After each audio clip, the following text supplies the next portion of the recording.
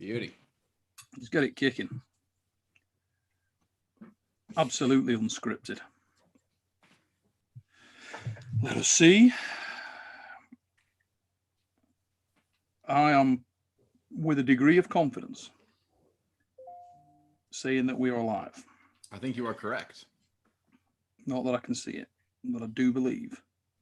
Yeah, we are. Yep. That's right. Here we go. I got Tell me you'll hate me. Piers Morgan on an advert. Mm-hmm. We are live. Ladies and gentlemen, welcome to the show. It's Behind the Beard. Episode, is this 3? It's 3, isn't it? Episode it's 3. 3. Something like that. Well, we're probably going to end up in teens soon because, you know, if you were a betting man, which I am, you would have to think that there's literally no chance of staying on topic and actually talking about it. Well, you know, I bring up your favorite topic, which is you, and then we get sidetracked. Mm-hmm. Well, why would you do that though? Because it's funny. I mean, it's just a dick move. It's like when Alan, you know, message me and says stupid shit. Somebody says stupid shit, I'm obviously going to respond to that stupid shit, usually with similar shit. Alan and I do it for very different reasons. He's upset about it, and I think it's funny. I am more on your side of things, where I also agree it's funny. Even funnier when I smack the piss out of you. But anyway, we should get off that topic and concentrate on you. We're trying to put you in a Are good you supposed light. to say something like that? You just throw that shot in and say, moving on. We're not going to talk about that. Well, why would we? Next thing you know, somebody will be posting that time when you got the piss beat out of you by Ryan Blue Bowen again. Nobody wants that in the life. You don't need to see. Everybody knows what happened. You don't need to see that again. Nice. What are you eating there? Oh, fucking health food shit. Hey, Evan's got a big match. He's got to eat clean. It's a wild grain rice with, I think we made 4 cups of rice, put in like 6 full chicken breasts and 2 dozen scrambled eggs. And just put them in there. Yeah, and then I just eat it for like 2 days. So is this because you've been hanging around with John? You've seen what him and Mazel have done to turn that lean, chiseled physique that you see now on John there with he's got like cheekbones and everything. Yeah, no, it's got nothing to do with that. I just tend to clean up my diet for the last couple of days pretty good before competition. Joints feel better. I feel better. And I already made weight for Saturday. So I'm trying to put on the last few pounds before. No, am I getting things mixed up here? Is this the match with Jaggers? Yeah. Well, that's not the one I needed to make weight for, Mm-hmm. but it's the one I'm trying to put the weight on for. So I'm pulling left-handed against Austin. Yep. And right-handed, I'm pulling against a fella from down near Toronto, Jamie Staken. And so that's for the ranking spot at 242 in Ontario. So what are you ranked now, mate? 2. You're ranked number 2 in Ontario, and you're going for 1. No, he's trying to take my spot. Oh, okay, he's coming up. Fair enough. Right. Fair So enough. the number 1 spot is not something I'm interested in going for right now, unless Mulvihill moves out of the weight class or loses the spot. I'm not taking a run at my buddy. I don't give a shit if I'm first or he's second, or vice versa. So Brandon's now. I mean, let's just clear up a few sort of myths on that one, and also misunderstandings, because I'd been a little out of touch with Brendan, who I'm a big fan of. I think he's a great arm wrestler. In a lot of ways, got a big future, in my opinion. He was like, what, 100 kilos the last time I spoke to him. Is it true that he's gone significantly bigger? And he's like 240 plus now. I think the weight classes here on the rankings are 198 and 242. Mm-hmm. There is no 220 class anymore. Brendan was the number 1 guy at 220 for a long time, and then it was just a supers above that. Yep. And whenever the rankings got taken over by a new set of people, now it's a 198 and then a 242. So Brendan's not making 198 without a good reason to anytime soon. So, but he's walking around 235-ish. Just so you know, Ryan Blue Bowen in the chat is kicking the shit out of you. I mean, I feel like sending you off the show just so you can fight him in the chat, which would be bad because it's supposed to be about you, or getting him in here just so you can say it to your face. One of those things probably needs to happen. But anyway, for now, let's continue and see where we go. Want to say a big hello to everybody in the chat. One of my favorites, White Wolf's in there. Another of my favorites, Phil Woody UK is in the chat. Devon's Forearms in there. Monkeys, mate, how you doing? Oh, the crew are all in here. We've got, how many people we got in? I think we've got about 100 people in, and it's building steadily. All of them showing up clearly to see Jonathan Thompson, who is the regional champion now in Halifax. Is that right? The provincial left-hand 198-pound champion with a trophy that's just almost as big as my genitals. I love the trophy. Enormous. It's like the Karate Kid trophy, isn't it? Yeah, When you it's do all comically valleys. large. Yeah, 6 foot trophy.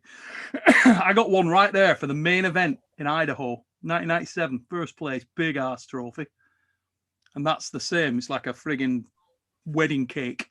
How much of a nightmare was it to get it back home? I had to unscrew it actually, mate. I had to literally unscrew the whole damn thing, put it into a bag. I broke it. It has like an angel on top. I broke the angel. I had to glue the angel back together when I got it home. Didn't work, so I had to buy a new angel. Apparently, it's a standard thing that you can just get a fitting, and so I got a new angel for it. Nice. But yeah, little story there. Should we go on a story? You want to hear a story?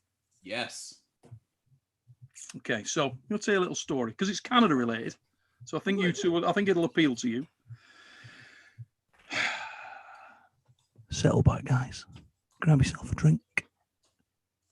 I've got one. And here we go. Take you down memory lane.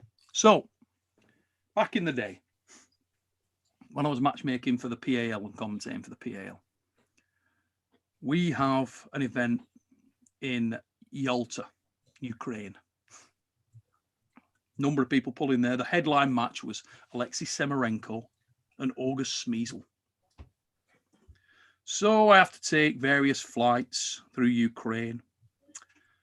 And biggest nightmares come true when you do this, and it turns out to be a horrible, snowy, pissing down, terrible day. And by the time I get on the third connecting flight, the weather's like really turned bad. Now, I don't know whether either of you guys have flown a lot in Eastern Europe, Ukraine, Russia. Some of the planes are not necessarily in the best state of health. Holdovers. Yeah, they're kind of, you know, you can see the screws rattling on the wings and stuff. So, pretty dodgy plane. This is way back. This is, I don't know when the hell that was, but it's way, way back, probably 10, 15 years ago. Somebody could check. If Engin was on here, he'd tell you the time that took place, but it's a long time ago. So I'm heading over there, traveling alone, traveling light, getting to my final destination. Plane's been delayed beyond belief. And you know, when you roll into an airport and the whole fucking airport's shut, it's like silly late. You ever had that? You get in there crazy, crazy late and the whole place is closed down. So we get in, we probably roll in there at like, I don't know, 1:45 a.m. Land on the snow, nobody around. Get into the airport, nobody around. Can't get to the hotel, can't get to, all the signs are in a foreign language. Don't know what the fuck I'm doing. I'm thinking, here we go. I'm on a really piss poor, tiny little airport floor. This is going to be bad. The show's the next day, right? So I'm like, I've got about 18 hours to make it to the show because of all the delays. I felt like Ryan Espy. Okay, so I'm looking around, can't see any taxis, can't see anything. I start to walk down the road with my bag. 2 dudes sat in a car opposite. Guy gets out, starts shouting something over to me. I can't tell what he's saying. So I just think, oh, don't get into an altercation with 2 dudes in the middle of the night in Ukraine. Not a good look. So I carry on walking down the road. This guy starts walking after me. So I'm thinking, okay, this is going to get a bit tasty. So I literally get my keys out of my bag, right? And I'm putting my keys between my knuckles. And I'm going to crack this mother and just go. Anyway, thankfully doesn't come to that. He gets close and he says, American. I said, no, American. I said, you speak English? And he starts to speak English. He's got a heavy accent, but he speaks pretty good English. So he says, where do you want to go? And I'm like, well, I am screwed. Maybe I tell these guys. So I say, look, I need to get to a town, to the city. Got to get a cab. And he says, where are you going to? I said, Yalta. He said, holy shit, you're miles away. You know, like it's like a 6-hour car journey to get there minimum. And that's if you were on motorways in the UK, you know. So this guy can't believe it. Anyway, he looks at me and he says, 1 minute, walks back to his car, comes back. He says, $500 US dollars. We'll take you. And I'm like, what? $500 will take you to Yalta. And I'm thinking, this could go all kinds of wrong. Anyway, what am I going to do? I say, okay. I should have been landed into Yalta. I'm in a completely different area. I don't even know where I am, really. Tiny little airport. Yeah, okay, mate, let's go. So these two dudes get in the front of this car. It's like a Lada or something, like old motor. I get in the back, got my bag, full on keep my keys in my coat pocket, because I'm thinking this could go Larry at any point. Anyway, we set off driving. Long story, short story, we're going for a long period of time, probably 4 hours, and they start to pull off the road down like a forest track. Oh, no. Yeah, you can imagine what's going through my mind. I'm thinking, oh, shit, here we go. And I'm tired. You know, when I've been traveling a long time and I've been giving it that, and I'm like, right, shake myself awake. And so I say to this dude, where are you going? Where are you going? And he goes, like, it's okay. And I'm like, hey, where are you going? And he's, again, like this. And I am literally, again, putting my keys in my hand. I'm going to give him a driver, back of the head, jump out the door and just run as fast as I can away. Anyway, I start sorting that out. And suddenly, there's a campsite. This guy pulls off the road, frigging campsite. Fire going. Load of dudes sat round, looks like a gypsy camp of some description. And I'm thinking, I believe this. And he goes, coffee. And I'm like, okay. So these dudes get out of the car. I'm still in the car trying to weigh this up. How the frig they knew that was there, it's beyond me. We've been driving 4 hours. They get in there, start to have a cup of coffee, and he's going, come on. So I go and sit down. This woman comes up. She speaks incredible English, and I mean incredible English, maybe better than me. And I'm like, this is unbelievable. What the friggin' early hours of the morning at this point, maybe like 5 a.m. We sat around this campsite, Baltic freezing, and they start asking me why I'm going to Yalta. So I tell them I'm going for an arm wrestling competition. And they're like, oh, and I'm like, you know, arm wrestling. Oh, we got a guy. Are you arm wrestling? I said, no, I'm not arm wrestling. I'm announcing, commentating. We got a guy. And they bring out this dude. They got one of the guys buggers off. They come with this dude. And he's a bit of a hench, you know, big lad. Maybe 6'4", probably weighs 310, 320 pounds. Big man. And but he looks like a big blacksmith or something. Anyway, off we go. And they've got like an old oil drum. And he gets this oil drum and they say, like, you know, come on, we'll arm wrestle. And I'm like, oh, God, here we go. What we're going to do. So I get up there. Guy's not an arm wrestler. So I just roll him a couple of times. And they cannot believe it. They can't believe that anybody's beat this guy. And I just go, yeah, technique. I'm an arm wrestler, so technique. And this guy's going, wow, unbelievable, you know. And he buggers off and he comes back with a box. And he says, for you, like, and he puts this box, he gives me this box. And I'm like, what the And I'm like, no. And this guy says, no, you've got to take the box. Take the box. And I'm thinking, this is so weird. We start to leave and we get into the car and I pick up the box and I can feel the box move. And I'm like, what the? Open the box. There's a puppy in there. And he must be 6 weeks old. We're talking a baby, like proper puppy. Eyes just opening. With straw and newspaper. I'm like, what the? I've got a dog. What am I going to do with a dog?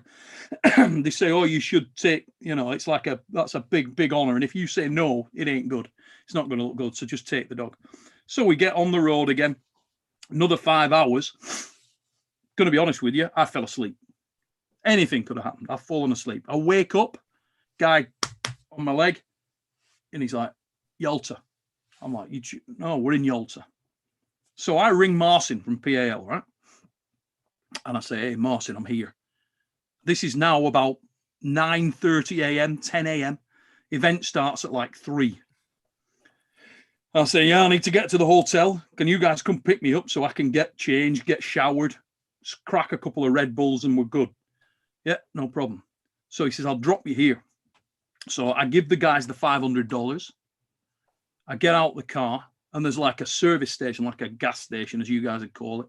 So I walk across. I've got my dog, got my rucksack, get in there, grab a drink, energy drink of some description. Don't know what it was, but it worked. And Marcin's going to come pick me up. And I get the garage attendant to tell Marcin where we are. Anyway, he says, right, wait there, Neil. We're on our way. About 15, 20 minutes go by. I'm starving. So I want to go in, buy a Snickers bar. And as I get at the Snickers bar, a woman walks in with a little girl, right? Little girl's like 6. And she's looking at my box and it's moving about. And she's like, and I say, oh, you. So I go over, she's there at the counter with her mum. And I show it and she's like, oh, puppy, like, he's really cute, you know. And at this point, Marcin pulls up in the car. So I go, you want him? You've got him. Leave her the box, bolt out the door, jump into this Audi. Off we go. Left the little dog with the girl and her mum. So as we're driving off, I can see her come out with the box. Little girl's got the frigging dog. And I did the event. And that night I got back to the hotel. I was on my ass. Felt like Jake Ward after a 24-hour session. And I remember thinking that is the singly strangest thing that's ever happened to me at any arm wrestling competition in my life. Could not believe that. True story, guys. We digress. You know, I've listened to a lot of Neil Pickup stories, and I was really happy that one didn't end by getting slapped in the dick like most of those stories do. Legitimate story, mate.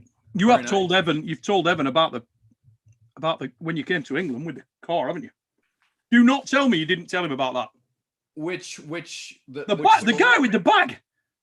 Oh, the guy with the fucking Don't tell bag. him you didn't. I haven't told him about the guy with the bag. You won't believe the guy with the fucking bag. Are you having a laugh? No, I haven't told him. You didn't tell him that. I didn't tell him about the guy with the bag. Like, what is wrong with you? Look. We've got to tell him. Everybody wants to know about. How can you not? How can something like that happen? Look. And you just go back to Canada and don't tell people. Because it's not even believable. It's barely believable, Neil. That's why. Right, Evan, get this. Here we go. Get this shit. First time he's ever been over to the UK, right? I got to pick him up for Armo's reality check. He's walked like miles, hasn't he? He walked frigging miles. But he's gone the wrong way, so I pick him up. We're on this, what we call a dual carriageway. It's like a 2-lane freeway. and it's pissing it down with rain, as it typically is. So we get in the car, we're driving back. Myself, John, and a guy called Ian Stones. And this poor bastard's hitchhiking along the road. He looks like a military lad. And I feel sorry for him. I think, oh my God, it's pissing it down. So I pull over the van. I'm like, hey, dude, you want to jump in? I'll give you a lift. You're going into the centre. And he's like, yeah.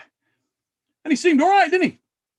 Yeah, so he gets in. We're only going to be There's so much shit in there. He could barely fit. Big ass bag, big bag, like a rucksack as big as a dude, like John's trophy. Gets in, boom, throws the bag on the side. Anyway, we get rolling, and he's chatting away, no problem. And then Ian Stones, who's in the back with him, says to him, "Oh, you been away?" And he says, "No." And he says, "What's with the bag?" And the guy says, "Never mind what's in the bag." Like, but his tone changed, didn't it, John? He was like, it was just like, what the? He's like, Jesus, mate. Ian says, I only asked what's in the bag. Take it easy. And he says, never mind what's in the bag. It's none of your fucking business. And my first time in England, by the way. This is really like secure. Thanks, Neil. 10 minutes after he's been in the country. And I turn around, I go to this guy. I said, hey, easy, mate. We're giving you a lift in. What's with the attitude? Just back off or you can get out and walk. And he says, well, it's your fault. Don't ask me what's in my fucking bag. He said, it's none of your fucking business what's in my bag. It's my bag, not yours. I said, Jesus Christ, dude. It's a bit touchy. What have you got in there? Something. But he said, look, can we just get off the bag? Leave the fucking bag alone. He said, doesn't matter what's in the bag. It's none of your fucking business what's in the bag. So I thought, yes, I'm not having some prick get in my car when I picked him up in the rain and talk to me like that. So I pulled the car over. And you can see John's visibly squirming at this point, like, oh, this is quite bad. So I pull up the car and I says to him, right, get out. He said, I'm not getting out. I said, get your ass out of my car, dude. And Ian Stone's only a little guy, isn't he, Ian? What does he weigh? Tiny guy. 100 and, well, he's like 65 kilos. Small dude, 147 pounds. So he's not going to do anything. This guy's not a big guy, but he's my size. He's like 6'1". So I think this. So I said, look, you getting out or I can get you out.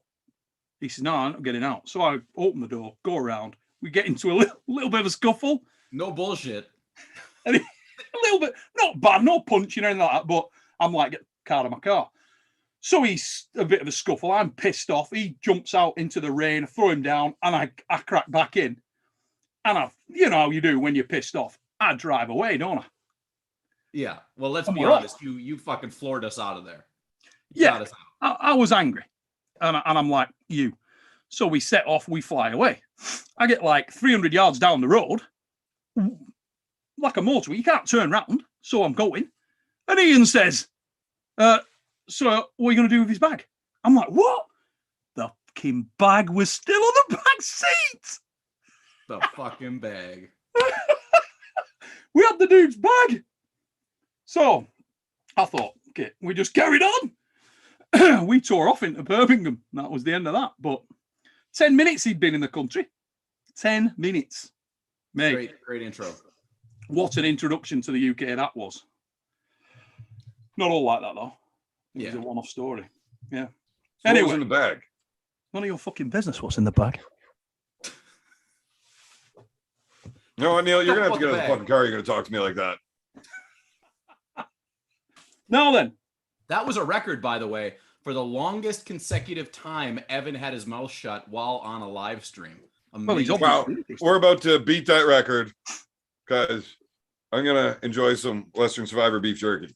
Which is the greatest beef jerky, ladies and gentlemen, in the king world. That's right. If you've not tried this stuff, you need to. Adam Vandal is the man that controls Western Survivor. He's an arm wrestler. He's a leg end. He's a one-man band starting a campaign to get the greatest beef jerky created by man or man's monkey into your hands, ladies and gentlemen, and you need to pick it up and eat that stuff because it will change your life. www.westernsurvivor.ca. Do it. Western Survivor is the kiddie. You've tried a lot of that, haven't you, John? Yeah, I did. I had some early on. It's good stuff. Lovely darts. Get it bought, guys, particularly cracked peppercorn. Hey, are you two chuckleheads going to arm wrestle or what? Ah, kill him. Listen, well, I know you'd kill him, but I want to bet on it. I'm just going to knock over this super chat. So we had GB19 with the super chat. Thanks for your super chat, mates. But what you guys think of Devon's apology to Levan? Right, Evan, you can take that, mate, because you knock around with this dude. So I don't speak Georgian, man. That's a good point. Well put. I know I don't speak Russian well either, but I know whenever I was learning how to speak Russian for schoolboy, I was getting less than proper information on what I was saying. John, anything to add? Well, look, I thought that Evan's apology was beautiful. I think that, he was really the bigger man, and I'm so happy he took the time to really rectify some of the things that he's done that, maybe didn't sit well with a good portion of the community. I'm just glad it's all over with now. I'm sure we'll have a smooth sailing trip right into the match now. Have you seen Devin's Forearms video about Devin's apology? About the translation? No. Yeah, the whole King of the North thing. Yes. I've not seen this. Did you catch... oh, my God. What's the other dude that does the arm wrestling news? Pradeep? Yeah, see, my brain works like shit when I'm not drinking. But Pradeep did a video about it too. I thought it was all hilarious. Oh, I was really trying to get this out earlier, but it's really fucking tough to say anything when Neil gets into story time for 17 fucking minutes. But this is important, so I need to get it out now. Do it. Fuck Bowen. Man, I was so worried for you during that story time, man. I was having serious concerns. I was sending you a message. I needed you to blink 3 times for me or something. We were worried for you, man. I thought you'd gone into a paralysis or something. Yeah, gone into I was trying not to drink, to stay sober for the last few days before my big match. Fuck. 5 minutes listening to Neil talk is like, no. Have you got who are you pulling? You got a big match. Austin Jaggers. Okay. Yeah. It's like for the top 10 spot in North America, left-handed in the supers. And let's be honest, guy who's just been on an impressive run as well, Austin. Won at the Army. Yeah, he's been smashing through everything. I think his last loss that he took was Wayne Withers, but he took that match on like 2 days' notice. He gets a call while he's at practice. Notice. It's still a very viable loss. Wayne Withers is a goddamn giant. Right, but when you get a phone call 2 days before the match, ask if you want to take it, right as you finish a 2-hour arm wrestling practice. Yeah. And you're just like, okay, well, I guess I'll just not go to work tomorrow and I'll fucking drive the 12 hours to the event and then show up and arm wrestle him, but with an arm that's already beat to shit. You can't expect to win that match, but he actually made it a match. He took Wayne's hand out of straps. It wasn't just like being run over. No. So it was impressive. And then he was still putting a whooping on Travis and a bunch of other people left-handed after that still. Now, so the guy's real. Isn't his left better than his right? He says it is, but like, got a better left than right, I heard. It's different. It's different. Technically different, you mean? Just where the strengths lie are very, very different. Okay. So depending on who I'm arm wrestling and how I match up with them. But yeah, my left historically does a lot better in tournaments. Yeah. Hey, how are you doing? How are you doing, Evan? It's just been a while since we've talked, man. I just want to know, you all right? How are you? Well, fantastic. There's a reason we haven't talked in a while. It's because you fucking annoy the shit out of me. Oh man, I've had genuine. You've been on my mind. You have been on my mind. I've been worried about you. I'm hoping that we do get the chance to make amends with what happened. We need to finish the story. So, are you going to be at Arm Wars, the one where I'm pulling Bogdan? Yes, that's up to Neil, but it looks like it. Yeah, we got. That's gonna. We need to hire a professional videographer just to vlogging. I think of that, Neil. We need to see it. We need to see all that. I was actually talking to Bogdan the other night, and he wants to have a match with me left-handed. Okay. Oh, you what? Are you serious? Yeah. Bogdan's a right dominant, isn't he? He can pull either arm, mate. Bogdan's a grade A1 horrible bastard. Badass. You saw him pull with Froda, yeah? Left and right. Yeah. Yeah, I did. Now, so that's interesting. Go, John. Ryan, I just want to make it clear that you scheduled a match with Alan Ford, and then you canceled that match, and now you're going around Alan Ford to get a match with the Beer Man. Is that what happened? No match was ever scheduled with Alan Ford. It was Ryan a possibility. and I were planning on having our match in the fall before Alan ever got involved with it. Alan really wanted to come to Australia, and I really wanted to be able to have him here. He volunteered very nicely to be able to replace Bojda, but too many dollars required to get him from there in that week on the week's notice. So there's never a match scheduled. It was a hope. It was a hope, but never one scheduled. But I will face Alan. I'm talking to Alan about that is because I declined the match. It was like, I've got too many coming up right now, and I'm not taking a match with you on a week's notice. I just can't do it. Yeah, Evan. Evan was the first man I contacted when Bojda couldn't make it. I said, Evan, get your ass down here, and he couldn't do it. So Now, I'm just going to interrupt for a second, guys. We will get back on track, but I always like to think when a serious super chat comes in, or in this instance, 3, but serious super chats have come in, and one of them I'm going to pass over to John to answer because obviously he lived through this experience. Yeah. And this is from Mike's Viking Fitness. And Mike, thank you for the super chat. I'll ask you a question now. But what was in the bag? Pretend he doesn't say, Neil. What was in the bag, John? I'm paying for an answer. Inside the bag was none of your fucking business. Thank you. Thank you. Now then, let's have a look here. We have also got the mighty White Wolf with a super chat, one of our favorites here on the channel. White Wolf, and I know you're a good buddy of Evans as well, and John's. I think you love Ryan also. We've put world champion arm wrestler, best voice in commentating for any sport, world class storyteller. At this point, my wife interjects and says, and massive. Please tell me you are becoming a script writer, Neil. I don't need to, mate. White Wolf, trust me. If I put these guys in a house together with a couple of other notable attendees, there won't need to be a script. It'll write itself. I'm absolutely certain of that. And it's coming. Oh, it's coming. Now, Dizzy Busy 88.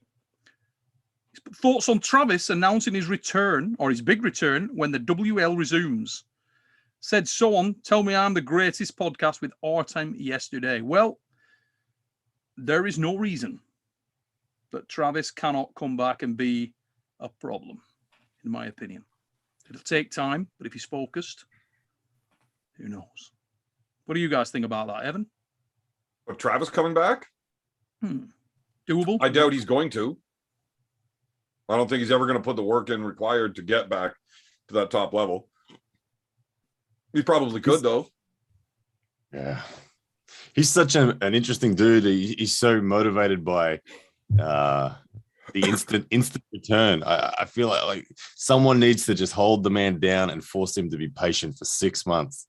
And he would have then the ongoing motivation to train and come back. But yeah, he'll jump from contracted sponsor to contracted sponsor and do well in that regard. But yeah, I think physically he could come back. How old is Travis? Is he like late 40s, mid 40s? Yeah, mid 40s, mid 40s. How old's Travis now? He's not as old as me. Okay. He's what, early 40s? Yeah, I'd say he's early 40s. Yeah, early 40s. I think he's significantly younger than me. So I'd put him early. I would imagine early 40s, maybe for like 42, 43. There's nobody can tell me that he's aged better than me. That would offend me to my very roots. So I'm not having that. How old are you, Evan? 27. Jesus, you'll be dead in a bit. Surely not. You're not. Dude, I've done a roofer since I was like 12 years old. It's a rough life. Are you really 27? How old are you really? You promised me you're 27. Is that for real? No. Thank goodness. I'm 38. 31. Okay. Evan and I were born 2 days apart. You and Evan are 2 days apart. Mm-hmm. So you're both 37 years old. 38. I'm 38 years old. I'm 37. We were both born in 84. Yeah. Okay. Yeah. I'm going to say, John, you look young. I'm going to say, Ryan. No. I'm going to say, Evan. I don't even know. Hey, I am looking more like Justin Timberlake as every day goes past. So Ginger Lake. So basically, you're saying you need not only the strongest. I'm not only the strongest. I'm going to call it active ginger because Jerry Caderet is faded. He's no longer a genuine active ginger, nor is Todd Hutchins. So I'm taking. I can't say ginger because I got to respect they once were gingers. So, but active gingers, I'm rank 1. So there's other gingers. Roger Canningham would. Yeah, Roger can he can have a crack. That's at some point we'll do the ginger thing, the ginger off. Me and Roger, I'm keen. Roger's a bad Roger's a bad dude. Yeah, he is. He's a very bad dude. I like his style. I'd love to pull him. But yeah, I'll beat him. Could you handle that? Could you handle? I mean, Roger Cunningham standing there shouting, "Shut your big titty mouth." I don't know. I don't know how I'd handle that sort of gameplay, that level of gameplay that Roger brings. I got to admit, I'd be up against the wall, but I'd just shut my mouth and pin the dude. That's what I'd do on him. I'd bet on Roger. Roger's a big dude as well. He's like 6'6", I think. So he's gonna. Yeah, He's one of the guys. yeah. Come on in. Yeah. Well, I would just go sideways really fast, like Dan Mosier did. That's all I'd do. I'd just go, all right. Let's do like a Because teeny you bit. have Dan Mosier's speed and ability. That's Pretty much. I know. It's that's exactly part of what my it game, is. isn't it? It's uncanny. It's uncanny, actually. Yes. Who else is in the chat? Guess who's in the chat? Just come in the chat. Bogdan. Bogdan Stock. If that's the Bogdan's real been there Bogdan, for a he's while. been in the chat for a while. Yeah. So Bogdan's the man. I didn't know much about Bogdan until was Ironhouse, and now he's dead set my favorite man out of everyone that I want to crush. He's my favorite. you, out of everyone, you want to crush. Yeah, Well, he's the yeah. top of the list of my favorite people on the list of people I want to crush. So of all the people you've crushed, where does Evan rank in this? Evan used to be really high, but Bogdan's knocked him off. I like Evan. I do like Evan. Now, I when you think say he's a nice crushed, dude. No, I didn't say crushed. I said I'm people I want to crush. I do want to crush you, Evan. I didn't crush you. We had a great match. It was a great match. But I now you're now back on the list of people I want to crush. I think I'll 3-0 you, 6-0 you, whatever it will be. Next time. that's just not going to happen, Ryan. Are Look, you I going to will be able to never get be sober enough for you to beat ever again? if we're in a battleground together? Are you going to make it? And we're going to be put on opposite sides of that draw. Are you going to make it through? Are you going to be able to get through? Look, I get Neil in the first round. Like, that's as easy as a first round as you had the last time we were in an event together. So that's a no then. So yeah, I'm gonna walk through Neil like you had Gabi, and you're gonna get somebody that's gonna actually make you fight a bit. So we'll see how that plays out for you. I know what you. I look forward to it. I really do. Not wait to be there for this. Neil's a dangerous man. I would fear Neil if I was you, Evan. I really would. Why? Why would I fear him? He's Why would got I fear those anybody? nasty. He's got that nasty combination on the tricky bastard scale with explosivity. It's like that boom boom that he's going to hit you with. Your wrist is terrible. You know that. You got to get on that side. Have you got a terrible wrist? I did. Evan has a terrible wrist. It's still. Oh yeah, my it's- God! Don't come. Yeah. I did have a terrible. Oh really? Yeah. I actually cancelled the match. No, cancel. If your wrist is bad, we have to start in a hook or something. Yeah. No, really. Whoa, wait a minute. I can't. If I'm driving a car down the road and I see a lamb, I don't get out and punch it. I can't do that, Evan. We're going to start in a hook, dude, because I will kill you if your wrist is bad. I mean, bad. You can't come. Let's not do it. I'll be on your side. So by having a bad wrist, the thing is, my riser is shit in my right hand, or it was. I've worked really hard on actually strengthening that. Okay. But my wrist isn't shit. At like, I can turn it in, I can hold it. I'm just not really good at maintaining my riser. So you end up in straps. I don't really care about my riser anymore. I still have pronation and I still have good cupping and wrist flexion. I'm not going to be fighting a high fight outside of straps with anybody. No, we should start in a hook. We just start in the straps. In a hook. Sure, in the straps in a hook. It's got to be, because otherwise it's not going to Right. I mean, did you not? Bro, look, see I got a what problem. did to Alan? with this. Okay. Yeah, I mean, Alan doesn't have a bad wrist. Well, I flop his hand over, so Does now. You know.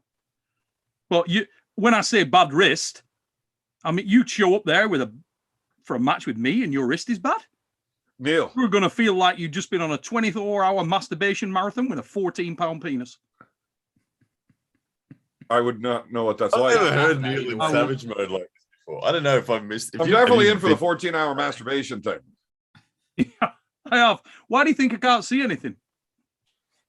That makes sense. You know what I mean? No, joking aside, though, I do have a problem here, right? Hear me out. Unlike Ryan, who's joking, I actually really do like Evan. So I'm conflicted. Because if Evan comes over and I did win, that would not be good for Evan's reputation. Also, Right. It'd just be, oh yeah, but the styles make matches. And let's be honest, it is that, because you're probably stronger than me right now because I ain't training. So if I'm going to crack you, it's on sneaky bastard. You know what I mean? Tricky bastardry is going to get me through. So it's kind of like, I really want to do it. I think every round's going to look like Bogdan and Dallas round one. What? Even if who are you? With a straight wrist, you mean? Even if you start with a straight wrist? Yeah. I mean, no, that's not true. I'll kill you. But no, where we just go to the table, agree to start in straps, and then when you tee off, I catch it, and then I laugh at you. No, you wouldn't have time to laugh because you've got like that, and then it's done. Well, I mean, as long as you're paying that fucking Paul Lynn douchebag to fucking call pins 3 inches too high, whatever. But, so the match starts, right? And the referee loads hard into you, and I load like hell, right? Right. And then I go, checks in the mail. Like that. And it's kind of over. You know how it is. Yeah, well, I mean, look, I get this is how it works when you pull the boss, but I don't care. Like,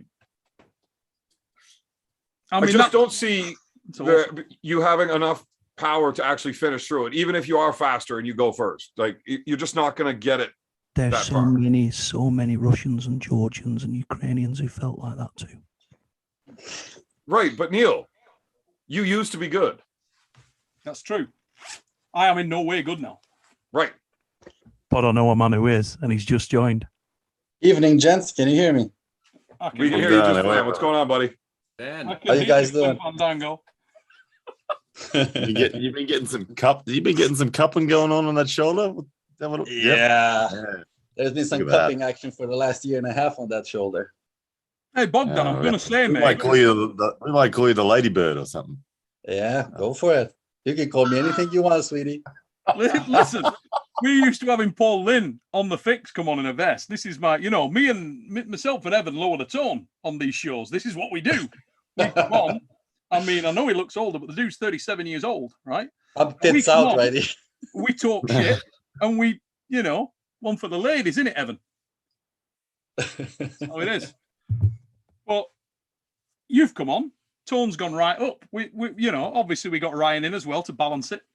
Well, it's weird having a current good active arm wrestler in the conversation with me now. Yeah, I mean that I'm not even going to argue with that point. We're all the same age, a year apart, so it's all good. Except Neil, he's ancient. Yeah, I'm fucking old, man. Yeah, fuck that. I mean, how bad is that going to be if I bring Evan over, right? And I crack him, and I'm 107 years old. I've got an elastic waistband that I ain't pulled in 7 years. This is not good. There's just nothing about that that's good, right? Now, if I bring you over and we get you into absolute screaming, career-ending death wars, and there's so many, this is the thing, this is why I'm so conflicted. Because we came on to talk about you generally, I was going to say questions like, at what point did you know you were good at arm wrestling? And here we are. We got a Romanian, a Minnesotan, a massive, all on one call.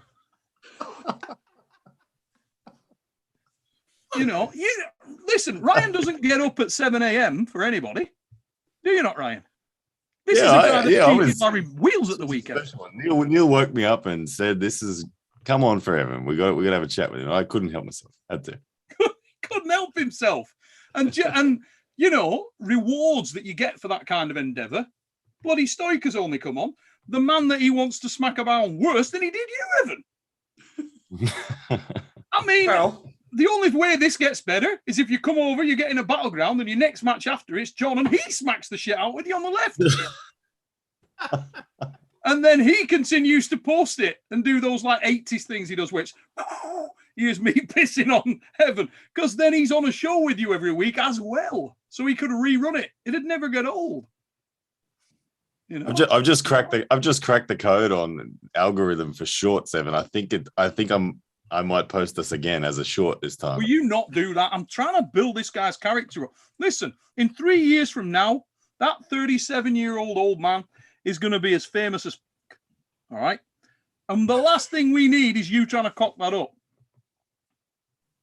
How are you going to make Evan famous? What's I don't going need on? to. People just need to see him. He's already famous. People just don't know yet. He's exactly the kind of dude who don't want to watch Evan Burgoyne. I'd watch Evan Burgoyne go to an Indian. You know, he choked out his cousin 2 weeks ago at a practice. that was quality. What's I'll not give him like? And it wasn't Well, acting. The big prick headbutted me. It was rude. But it's good. Listen, Marcus Thompson, thanks for your super. I love Marcus Thompson. Marcus Thompson is the man. The man. Legends Arm Wars member. What a dude. Marcus, evening, brother. He's put Neil. Hope that book for. Hey, this wine is a very nice wine indeed. It's a Petite Syrah. Let me tell you now. With Western Survivor, that goes well. Send the boys a few bottles of that. That instant killers. No need for pancakes. Mate, I will feel probably terrible tomorrow morning when I wake up. But it's 100% worth it. And I'm enjoying myself. And it hasn't got warmed up yet. Because I want to try and put John Thompson on the spot with a few really difficult questions in a minute. In fact, we're going to start now, but not before I knock these super chats over. Henry Bowersall. But Ryan, you just lost to a youth puller at your own weight. You're not beating Roger. Not beating Roger. Mm. Oh, sorry, Canning. You know, I'm getting confused. Yeah. Yeah, I did. I lost to Olimov Beksod, youth world champion at the same weight. Yeah, he's an 85 kilo world champion. He was 90 kilos on the weekend. Dude was awesome. And look, I'll take my hat off to him. He executed really well. I made the error of not hitting my ace off the go, and that was the lesson I learned. Was like as soon as the match ended, I just was killing myself for the decision I made. I tried to top roll him and get through clean, as opposed to just bang into my hook and work. I was I fell victim to looking too far ahead in the draw. I wanted to make the final. I was hoping Lachlan and Matarang were going to beat each other up. But yeah, I didn't respect the match in the moment enough to I should have treated it as my final. I'd love to go again with Olimov, but hey, that's the name of the game. That's how you learn most. So I go away from that going, okay, no matter what, in tournament setting, unless you've pulled a guy before and you already know your best shape against him, just hit your ace in a tournament. Hard and just straight out of the gates. No being fancy. I was being fancy like it was a super match, and I was trying to craft a win. I should have just banged into my best groove. So lesson learned. But Olimov was a beast. I got a lot of time for him. He was a good dude, and he was awesome. So, question for you here, Ryan, from Morton Erickson, and he's put. I know it's a question for you because he's put. Question for Ryan. Yeah, that'll do it. Are you ready for a match with my good friend Froda? And for Neil, when can you make this happen? Have a good evening, boys. Cheers from Os, Norway, where they train in a cave. Yeah, look if Frodo and I were to end up in a situation against each other, whether he was on the other side of a battleground or if it was directly, yeah, I think I'm ready for it. I would love it just because he refuses to die in any circumstance against any style. So I've always considered myself an endurance-based puller, and I think Frodo is even more so. So it'd be a fascinating puzzle for me to try to get through. I'd really enjoy it. I've always looked up to Frodo as an athlete and as a representation of the sport. So it'd be an honor to pull Frodo, and yes, I'd be very ready. Now, we like to have active arm wrestlers on here, and as Evan has already pointed out, that is not including myself. Thanks, Evan. You massive brick. Now, we thought to balance that up, we'd get an active arm wrestler, Evan. Ladies and gentlemen, Mr. Derek Smith in the mother fluffing house. All wheels, Derek. All-wheel drive. It feels like my birthday and everybody's here. You're just adding more people to pile up on me here. No, Evan, listen, this is all calculated and it's weighted. Right. So at the beginning of the show, when we came on, we're like, Evan, we want to make sure that we just talk about you this time. What you meant is you want me to sit around and have a bunch of people talk about me. No, I want them to talk about you, and I want you to talk back to them, Evan. That's what we do. Now then, so we're going to start at the top, and we're going to start with a question for you, Evan, because on the call right now, we've spoken about the potential of a battleground, which I happen to love that concept. And we're going to take me out of the we're going to take me out of context for the moment. Forget me. I'm old and I don't arm wrestle anymore. This is about active. So if we've got a battleground format, who would you want to pull most? Neil Pickup. Motherfucker, why would he say that? Because it's an easy match and you want an easy match to start off a battleground with if you get the choice. Why would you not pick the easiest one? Because then you're out.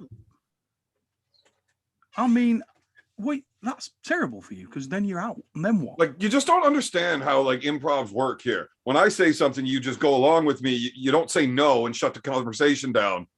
Fuck's sakes, Neil. Jesus Christ. We should have practiced this before we came on. Where I see this, right, is I put you into something where you are in a war. And the last time I believe that you pulled the Ginger Ninja, I distinctly remember saying that you got a really tough match in the first round and he didn't. All right. He had Gobbler. No. Well, to be fair, I didn't really have a tough match in the first round, just tougher than he did. And Chris is a strong puller. Chris Gobby, love him or hate him. He was powerful. Like, are we even having a serious conversation, Neil? What is Like, he doing? Well, not for the last hour, but Fuck. Jesus, he was powerful in a hook. All right. Fuck Bowen. He got run over. Now, if I'm wearing a fuck Bowen t-shirt at Arm Wars. That's mate, that is bit. Let me know in the chat if you would buy a Bowen t-shirt because I don't want my name on the back. I want hashtag F Bowen on the back on my back. It's coming out. I've got the That's perfect. what I want it. I want it. I've That's what I want. guaranteed it'll be out by probably later tonight, ladies and gentlemen. So keep your That eyes is on the this only now. way I would ever wear a Bowen t-shirt. If everybody in the crowd has got that on, right? So, Yeah. if Ryan gets Bogdan round one, because he really wants Bogdan, Yeah, that's that. that's what he really wants, right? Tell Bogdan what you said you were going to do to him, right? Well, Bogdan knows. He's heard what my intent is. I saw a wonderful video from Bogdan. I have to do a specific response to it, but Bogdan knows my intent is to make him pin himself 6 times. That is my intent. I want to rub it in. I want to really rub it in. I respect that. Look, it may not be possible. I may be a war that goes back and forth, but my intent is to absolutely make the man have to pin himself. See, I won't pin him. wait a Won't pin minute. him. I refuse to pin him. I just I'm need just to gonna hold in here and have a quick word with You gotta respect the intent. What can I say? Listen, Ain't Evan, gonna happen, Ryan, but I'll respect that all day long. you sort of listen to this chat going on in the background, Evan. And if anything in there disturbs you about this whole pinning yourself thing, well, you concern yourself with that, son. I'll pin you now 6 times. then, moving on from that, John, Yes. you've seen Bogdan in real life arm wrestling up close and personal. Yeah. Who wins that match, Ryan Bowen or Bogdan Stoica? Look, I've never seen Ryan in the flesh, right? We don't know a ton about Ryan right now because he's just been so lazy and not traveled anywhere for the last 2 years that we really don't know a lot about him. We know he can beat Larry Wheels. That's what we know. I think Bogdan would also beat Larry Wheels. Now, who wins between those two? I have to give it right now to Bogdan. I think that Ryan will need to find a way to negate the damage that Bogdan does at the go, because it's a lot of freaking damage. And if you can't catch it, Ryan, and you got to guess, you got like a 20% chance. You got to guess. He forces you to guess. If you guess wrong, bad. Oh, he doesn't. No, people against Bogdan, from what I've seen so far, they just don't have the appropriate counter for him. Like Bogdan's not.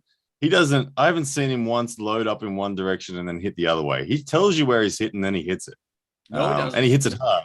I'll give him credit. No, he No, doesn't. well, in his No, he last doesn't matches. do that. Bogdan's writing this down. Okay, well, Okay. maybe you guys all suck at reading Bogdan, because I can tell exactly where he's going, and I will know exactly where he's going come game day. And that So won't I'm help not him worried one about. bit. There'll be no surprises. It'll just be, is he strong enough or is he not? He will not surprise me. I won't be like, oh shit, I thought you were gonna hook and you top rolled. Piss off. That'll never happen.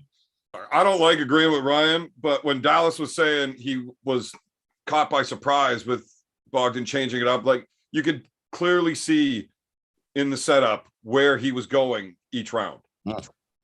Yeah, I could. This is coming from two guys that haven't pulled out of their home provinces in 2 years. Yeah. I mean, No, Yeah. I pulled in Alberta last year. It doesn't Yeah, even but matter. it's different.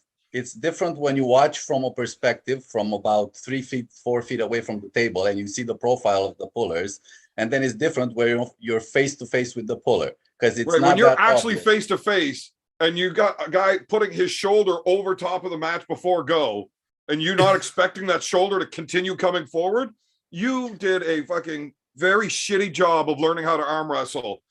Like Dallas is strong as fuck, but he clearly does not know how to read what the fuck's going on in a situation there. The round that Dallas really fucked up was the last round where you top rolled him and you adjusted and you changed to a top roll instead of pressing. I think you were originally intending on pressing, but then Dallas got real funky, dumped his wrist really low and tried to get all high in his arm, and you just ate that for breakfast with the top roll, went sideways nicely. That was the one time I think Dallas was genuinely surprised and he didn't see it coming. But that's bad on Dallas's end. Like, yeah.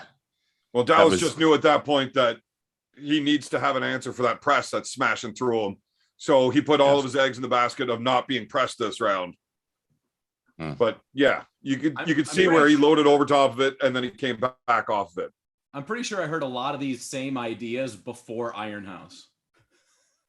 now look, let's get somebody who's unbiased here. Derek. Everybody else on this phone First off, biased as shit.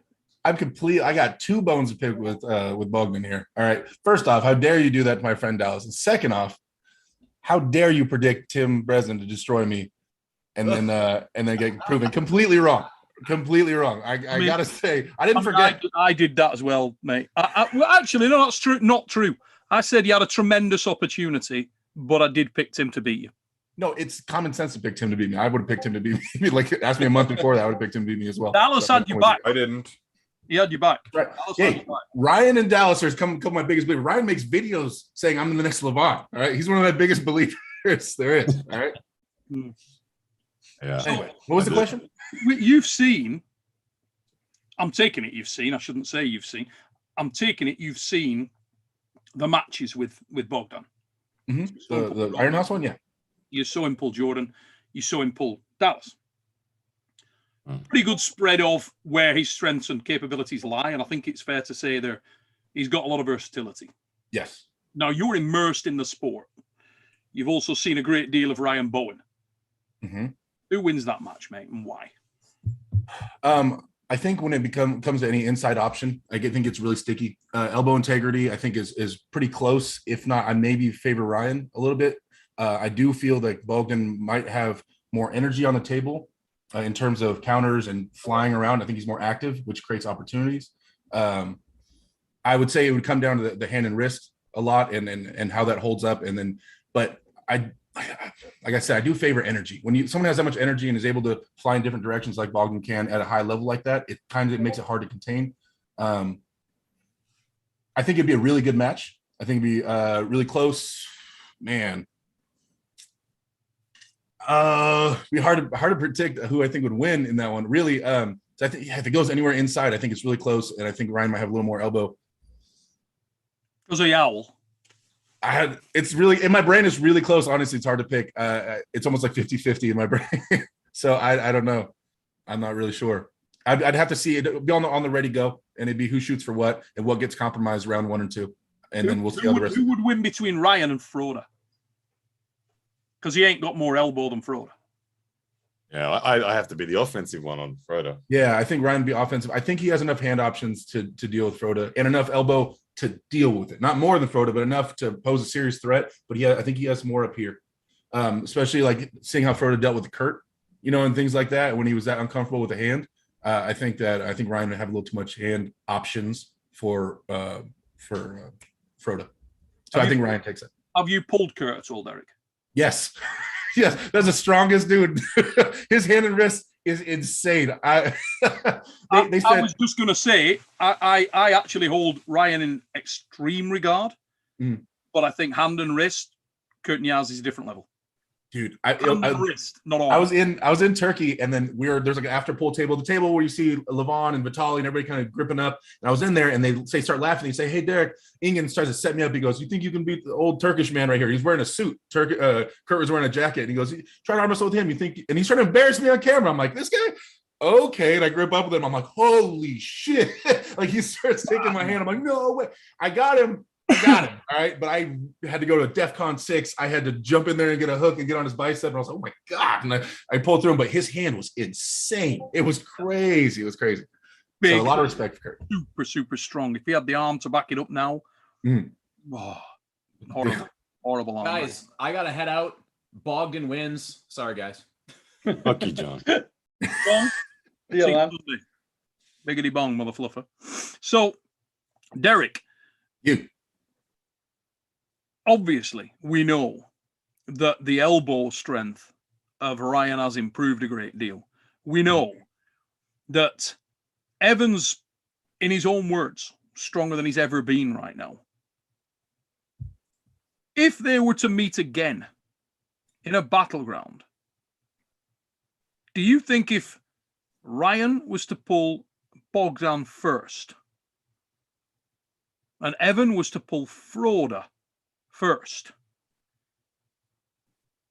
that they would end up meeting in the final? And if they did, would either one of them have anything left, or would they be Evan would have nothing at that point. Nothing. It'd be easy.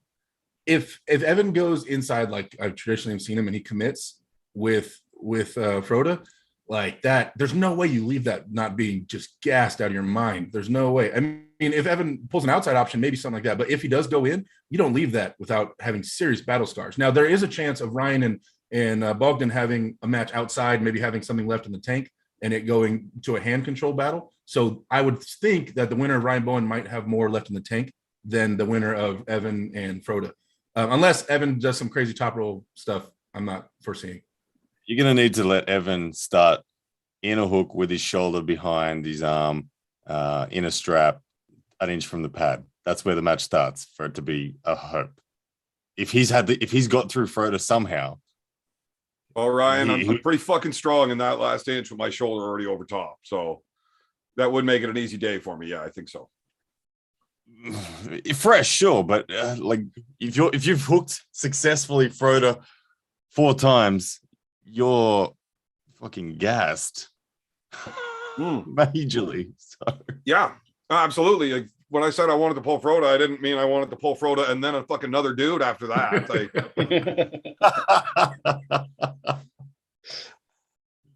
Ryan. Yeah. Is it Froda's a bad motherfucker. Derek, if you're me, right? Well, let's stick with Derek for a minute because everybody else is probably biased because of their own self-interest because they'd be in there.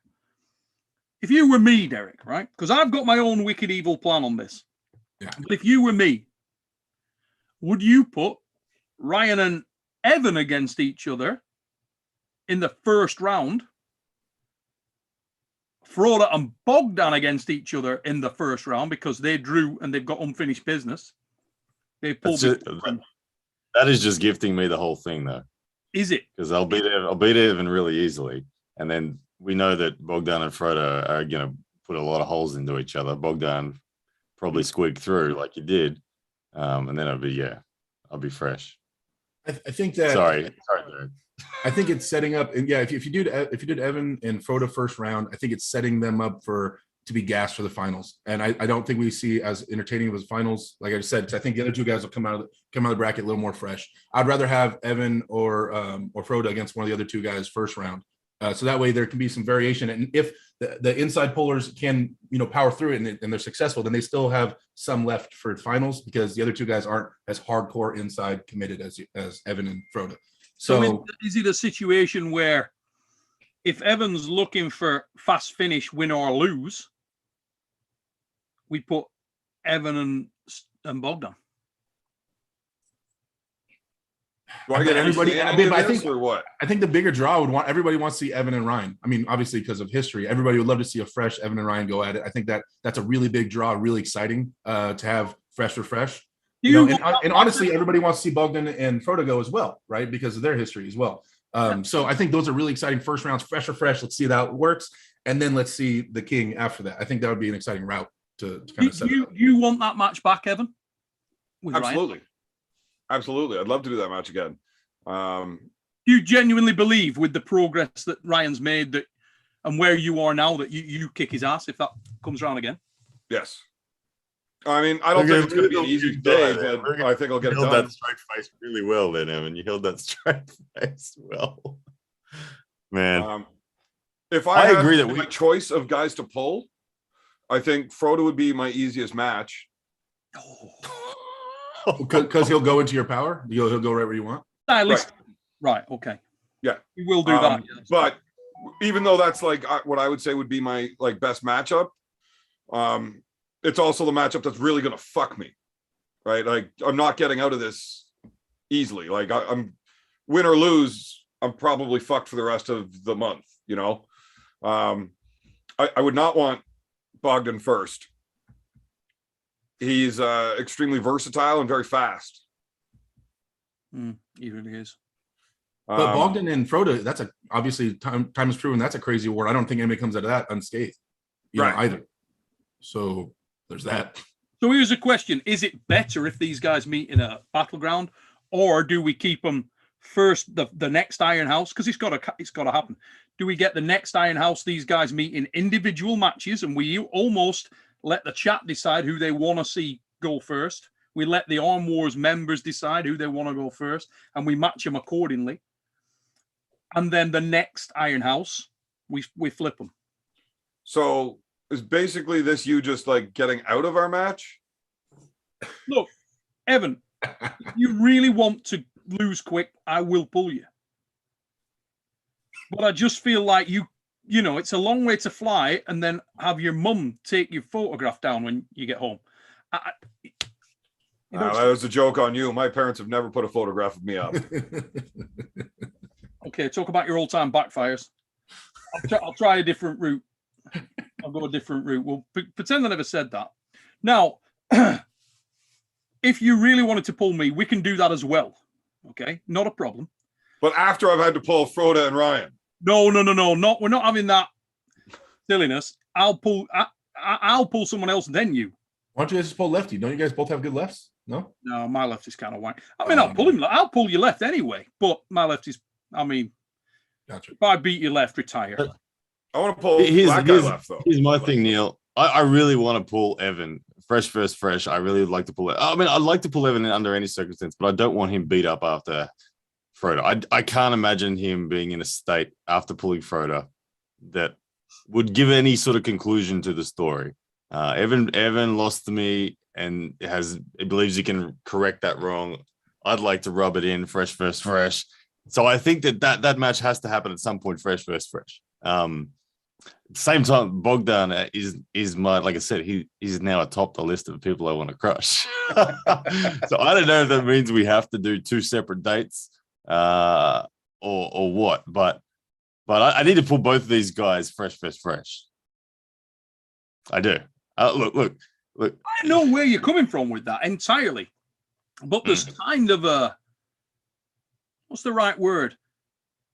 I don't want to say like get out clause for you guys, but there is a get out clause after your first round in a way, if people are aware that you pulled a battleground, because if you come through it and you were both ruined, it's legit, it's viable. Now, your first round match, that ain't the case. So the way I was going to weight it was that the match you really wanted the most was the first round match. And I do love, from the day we spoke about it, I love Evan and Frodo just because of there's nobody going to run. It's just happening in a phone box, you know? So I like that stylistically, because if you say, I want to pull you in a hope, Frodo's going to, he's going to oblige. And Ryan and Bogdan, I love that match. Yeah, I think Yeah, myself and Bogdan, that the fatigue level that we may feel at the end of that, I think it's more likely, as Derek said, our hands are going to be the thing that are, if anything's going to be blown, it's going to be our hands. I think there's going to be a lot of versatility in the shape that we use, and it's going to be a lot about that. Evan and Frodo is clearly going to be about arm on arm. But the problem is, like I said,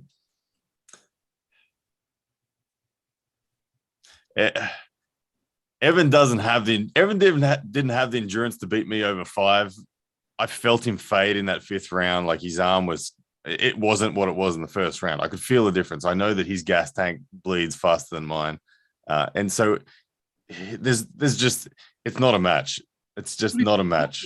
Because he's not attacking my hand. If it was me and Evan, if we both got through, he's not going to attack my hand. He's going to attack my arm, and his arm's going to be trash. So there would be nothing there. It'd be, I'd hold him up. In the history of my arm wrestling career, I have always had great endurance. Getting into those long, tough fights always benefited me. I just happened to show up in terrible shape that day for the bottom 8. I was not working anything for endurance, or I wasn't even really using any side pressure at all. I really just thought everybody else in that event was a fucking joke. And the only guy I had to deal with was the gorilla I had first round. Craig, yeah. So all I was working on was strap back pressure to deal with Craig.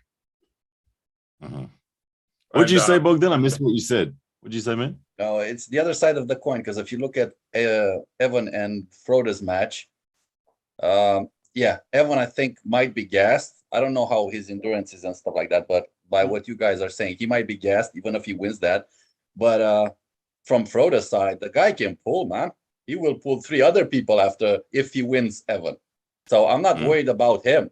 I'm worried about Evan, because I don't know exactly how his cardio is going to hold up. Makes sense. I feel like Frodo is a little more joint-y, and Evan is using a little more muscle drive, which lends to fatigue a little faster. It took 20 rounds until I felt a little bit of fatigue in Frodo, so the man can go for days. Yeah. There's no doubt about that. He really can. Sean Brophy, UK legend. Hey, Sean Brophy's put Neil is an evil genius. Mate, I'm conflicted, because the whole essence of Arm Wars is the show, it's the film. We want to make an exciting film of this thing. We're not going to tell you who wins the matches. We're not necessarily going to even tell you this time when the matches are taking place, but they will take place in September. Around that time, we're going to bring these guys together, and we got to put it in the right order. Now,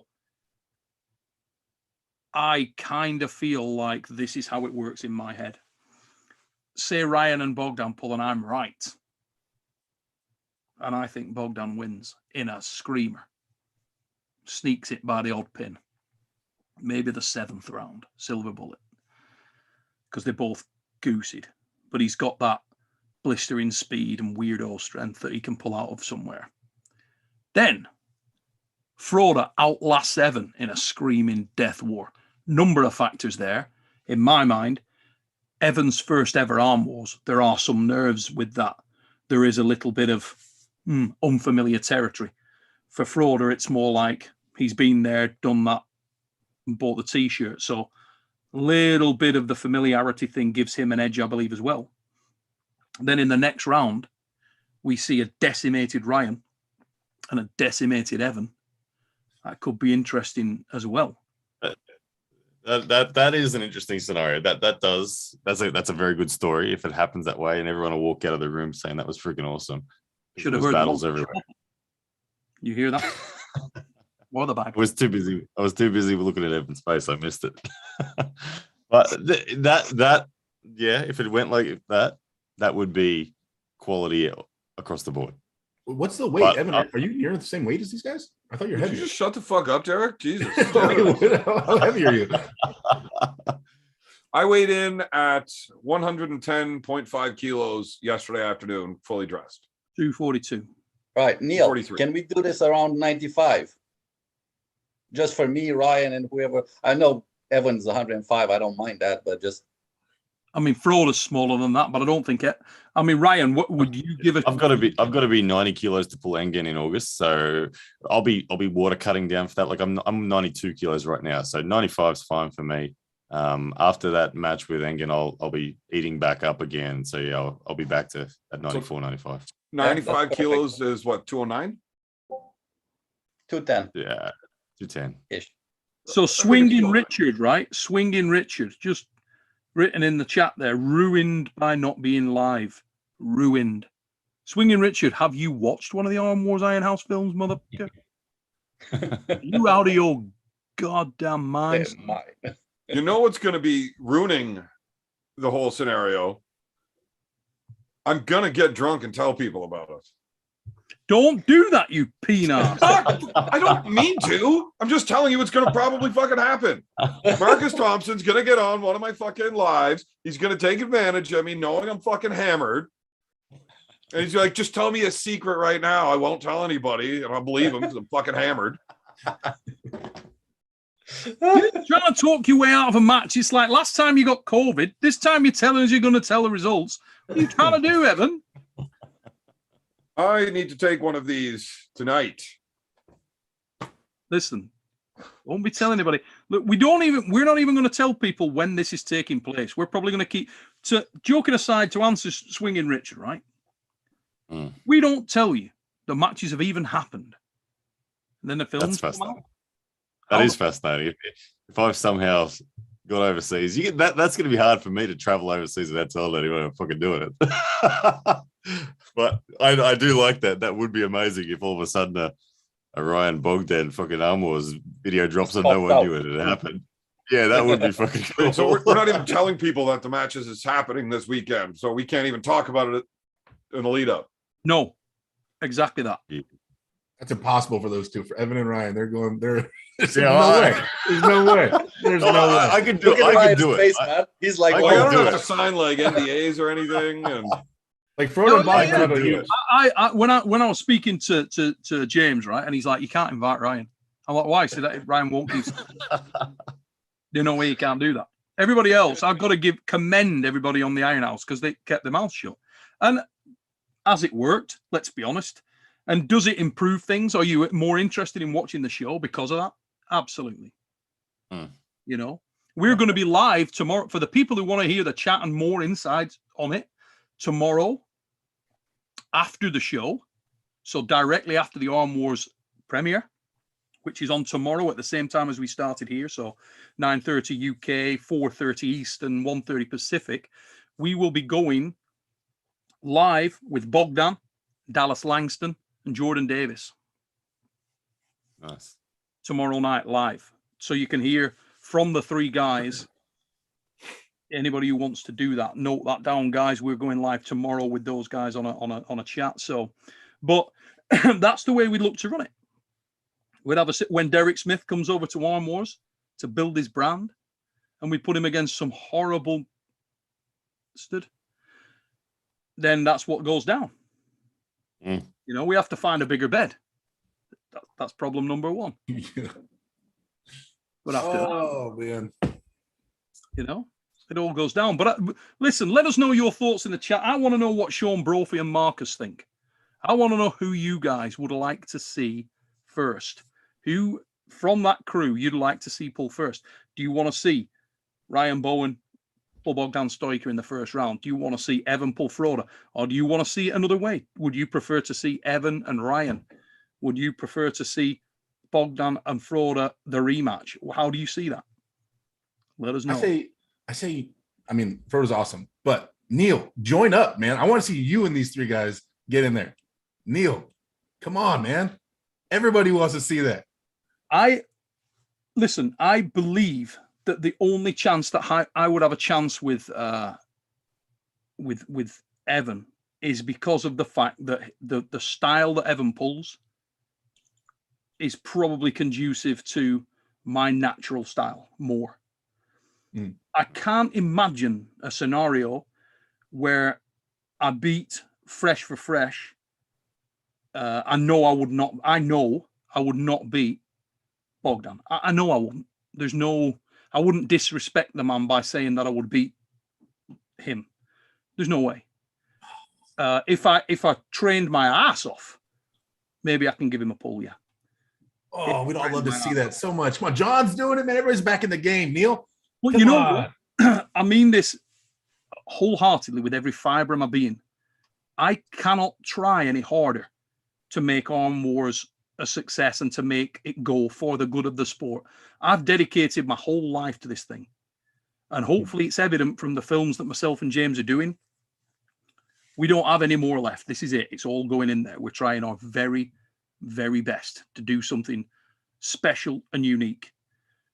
And that's where I need to be. I need to do that. I need to focus on that. I'm coming up 50 years old. My days of being a world-class arm wrestler are behind me. I had my time in the sun. I was lucky. I won a few things. It's not my time. It's time for younger men. And Ryan's a magnificent arm wrestler. Bogdan's a great arm wrestler. Evans, a very, very good arm wrestler, and he's active right now. These are the guys that deserve that spotlight for what they're doing right now. Guys like yourself, you know. I've got a different path right now. My personal fascination with just seeing how far I've fallen is interesting to me, but it is a bit selfish. Like my wife told me the other day, she said, "Do you not think you're working against you by doing that, though? You're putting all this money, time, effort into doing Arm Wars, and then you're going to pull on it? What are you doing?" Wait, 15 years ago, do you think you beat these three? Yes. Woo! Yes, I do. Of course. I'm sure they disagree. They're wrong. But that's how arm wrestlers are. That's how arm wrestlers go. If you say to Ryan, is he going to beat Bogdan? He's going to tell you, yeah. If I say to Bogdan, myself, you know, I genuinely believe that I had a really, really good chance against any of them. Yeah. Attaboy. So, you know, it is what it is. What it is. Maybe not. Who knows?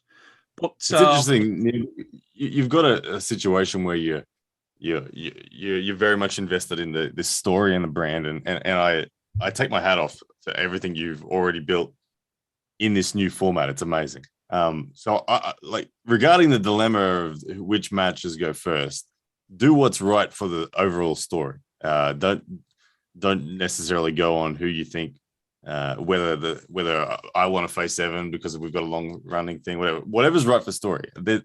I don't know what else comes in the Arm Wars Iron House so far, but you do. So whatever matches the overall story, man, just do that. We'll serve the sport before ourselves in that respect.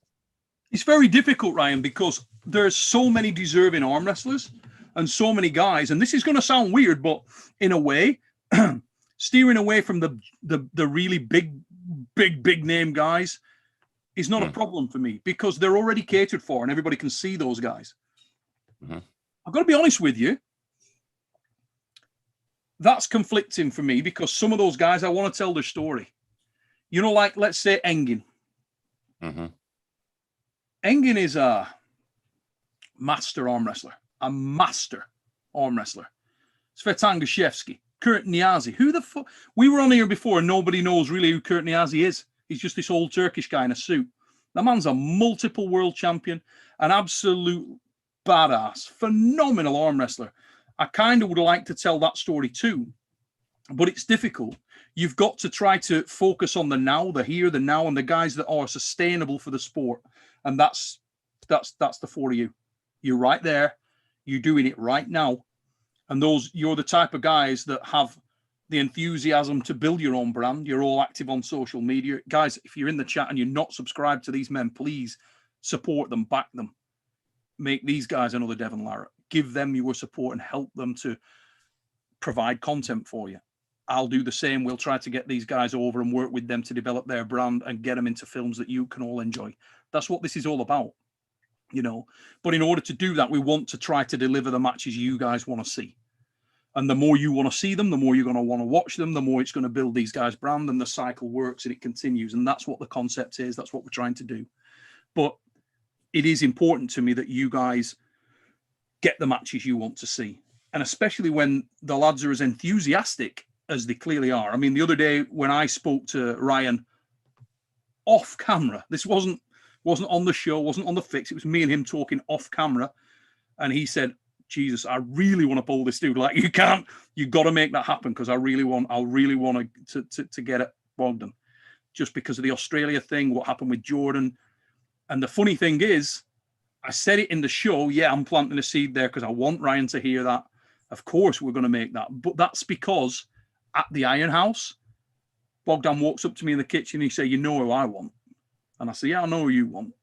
He said, "Bring me Bowen. I want Bowen."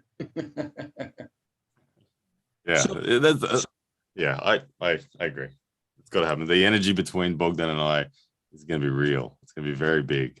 Has to happen. Now, I can't imagine that this may be me being nuts, but I can't imagine that people watch Evan arm wrestling that one of those screaming career-ending death wars with the natural character that Evan is, and people don't love him. And I'm not talking about just the people in the chat, just the people in the sport of arm wrestling. I feel like Evan is a endearing, exciting, interesting, unique character. And I feel like you put a spotlight on the man and people are going to watch him. They're just going to watch. Who the want to watch him? You'd want to watch him, wouldn't you? So let's fucking go. He might be hated by a lot of like Europeans after that because he's gonna be very disrespectful. I mean, he's probably going to be killed in you know, if we put him on a match in certain parts of Eastern Europe, yeah, they're going to stone him to death. So we got to make sure that we don't allow that. We can't put him in a situation where he's going to go get drunk and offend everybody. Don't ever go to Dubai, Evan, because you're going to be in prison and never come home. So that's, you know, you can't do what you do over there. I can do whatever the fuck I want. I'm a grown ass man. You're not my real dad. No, that's true. She didn't tell you. She didn't tell you. Told you, my mother doesn't talk to me. So that's the scope. We want to put those matches together. And the other thing, when I'm talking about the sort of get out clause that you've got, is if we made it an 8-man. Neil, I got to tell you, I hate where you're going with this, man. It's 12 Well, next. I want to pull every single one of these guys that have been mentioned. Yeah, I think Bogdan's a terrible matchup for me right-handed, but I still want to do it. How could you not want to arm wrestle everybody that you can? But an 8-man, Jesus. The more You don't want us to have a career after that one day, right? You're a bad dude, Evan. What are you talking about, 8-man? What is it? What? Come on. Bunch I of would bad like my arm dudes to in still here. be attached at the end of the day. Yeah, theirs will be jacked up too. 8 men. Hey, I mean, it is ridiculous. An 8-man is. We haven't done an 8-man for a good few years. We've done various 8-mans. We did one on Acid Rain. We did one at the Echo at Inferno. Let me tell you, it is the most brutal format. The 8-man Grand Prix, the 8-man Battlegrounds are unbelievably bad. I can't remember. What are the names? Would you even? I don't even know what names you think of. The other 4. I mean, you could put Dallas back in there again. I want to finish the story with Dallas. Put Nanostad in there, people like that. Nanostad, he's in. Yeah. Nanostad wants in. Man. Can we do it left-handed too, or? Oh yeah. I mean, Ryan can sit that one out. Yeah, we've definitely got. I mean, you and Bogdan is interesting lefty. And Nanostad. Froda's left's real good. Really good. Strong as shit. I would much rather do an 8-man with like the left arm. Because then I could just like walk through these fucking bums where the right-handed I got to fight. And then just throw Vrej in there. Throw Vrej in there, lefty, and the light guy can mix it up. Derek, mind your fucking business, man. Why did you even invite Derek on this call? Hey, there's so many guys. There's so many guys out there that you can throw into that mix. A guy who I've long wanted to get over is Jason Merlo. Ooh, bad dude. Bad dude. Merlo's left can hop in there. You can take Ryan's spot lefty. You know, but he's a bad man. He's a bad man. He's one of those guys and there's so many in Europe. You've no idea. There's so many that we can bring over. I mean, I was on here the other day and Jake, the Aussie arm wrestler, get over sub to Jake if you haven't already. He's working very hard to try and ground himself in the sport. So please support the Aussie arm wrestler, Jake Ward. He was saying to me, "Oh, your next Arm Wars star is Mario Tambakis. Exciting puller, looks a bit like King Herod, not going to lie, but exciting arm wrestler. These days, he's your next Arm Wars star. Now, all I can say is I have 50 messages a week telling me about the next Arm Wars or sending me videos. And some of those guys that I've got in my mind that are just ridiculous. And we got a short list of guys. If you're one of the 14 guys that comes over, it's a short list. Guys like Kristaps Plumanis from Latvia, he's got to be in there. You got to put Kristaps in there because the guy is a weapon. He's made for the game. So there's so many guys that I want to put in there, want to give the shot. And ultimately, we've only got 15, 16 spots. We got 14 and 2 alternates usually. So we went a little bit above that at the last one. Neil, if I had to put forward anyone that would hold up immense story that hasn't really been spoken about as for possible matches, but is being spoken about a lot right now, it's Matteo Rangi-Hetamoris. What about Lachlan and Adair? Well, yeah, Lachlan's already in the conversation. You know about Lachlan. I'm sure you've got Lachlan in your sights. But Matteo Rangi-Hetamoris brings with him the marketing of an entire nation. He is big on his support. Go and have a look at his Facebook page. Every single thing he posts on his athlete page gets 100, 200 shares. He's got the entire nation behind him. He's a good dude, and man, he's a good dude, man. Yeah. And he's at a level now where it's like, oh, I'd love to see him throw him in a four-way with Derek and Corey and bloody someone else. Oh man, there we go. I mean, can you even imagine if Paul Maiden pulled Evan? I mean, You need 4 reps. You need. can you even imagine? We'd need security at the tip. Yeah. I mean, We need armed referees for that match. it would literally. Somebody's getting raped. Yeah, stabbed. You It's need those like, guys from Jerry Springer, those bouncers on the Jerry Springer show, ready to break up the fight. You need those guys just waiting to jump in. it'd be just like, oh my God, I don't know. But Roger Canning, I like Roger Cunningham. Oh, Yeah, bad dude, mate. Bad. he'd be great for Arm Wars. He would be great. I love him. He doesn't shut up, and he can hang in there all day long. He won't go away. I love him. I think Roger and Nicholas Nanestead. Oh, mate. Jordan Davis. Jordan Davis is Jordan Davis.